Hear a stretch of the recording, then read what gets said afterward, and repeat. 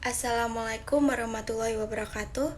Perkenalkan, nama saya Alfi Gita Lestari, mahasiswa Ilmu Komunikasi Universitas Muhammadiyah Yogyakarta. Saya merupakan peserta mata kuliah Metode Penelitian Komunikasi Kualitatif tahun 2024. Di sini saya akan menjelaskan materi tentang analisis naratif. Apa itu analisis naratif?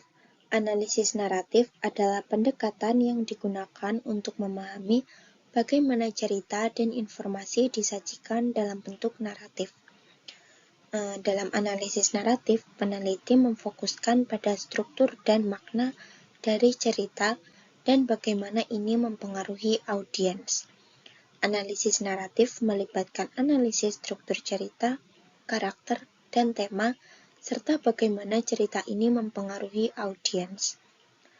Nah, tujuan analisis naratif ini adalah untuk memahami bagaimana cerita disajikan dan diinterpretasikan, serta bagaimana ini mempengaruhi pandangan dan perilaku audiens.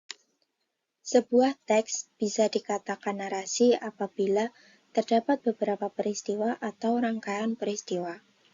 Dapat dikatakan analisis naratif apabila mengetahui bagaimana peristiwa disusun dan jalinan antara satu peristiwa disusun dengan peristiwa lain. Analisis biasanya digunakan film atau novel dengan menganalisis bagaimana alur cerita, yaitu story dan plot. Story adalah urutan kronologis dari satu peristiwa, di mana peristiwa tersebut dapat ditampilkan dalam teks, namun bisa juga tidak ditampilkan. Sedangkan plot adalah apa yang ditampilkan secara eksplisit dalam sebuah teks. Selanjutnya yaitu manfaat analisis naratif. Yang pertama, membantu memahami bagaimana pengetahuan, makna, dan nilai diproduksi dan disebarkan dalam masyarakat. Yang kedua, memahami bagaimana dunia sosial dan politik diceritakan dalam pandangan tertentu yang dapat membantu kita mengetahui kekuatan dan nilai sosial yang dominan dalam masyarakat.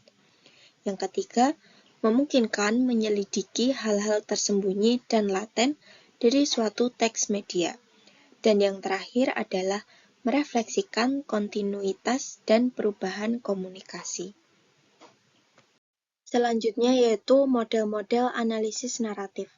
Yang pertama, menurut Tristan Todoroy, naratif terdiri dari story dan plot yang saling mendukung. Yang kedua, menurut Vladimir Prop ini melihat unsur film adalah function, fungsi kejadian-kejadian yang dipertunjukkan dalam film consequence, akibat yang terjadi dari kejadian tersebut. Yang ketiga, abstrak. Abstrak ini untuk menganalisis story dan plot pada film-film dengan genre science fiction atau horror. Yang terakhir, semiotic Levi-Strauss, dikenal dengan model strukturalisme, dengan menekankan pada bagaimana struktur bahasa dibentuk karena unsur sosial, ekonomi, politik, dan budaya. Sekian presentasi yang dapat saya sampaikan. Semoga materi ini dapat bermanfaat bagi kita semua. Kurang lebihnya mohon maaf. Wassalamualaikum warahmatullahi wabarakatuh.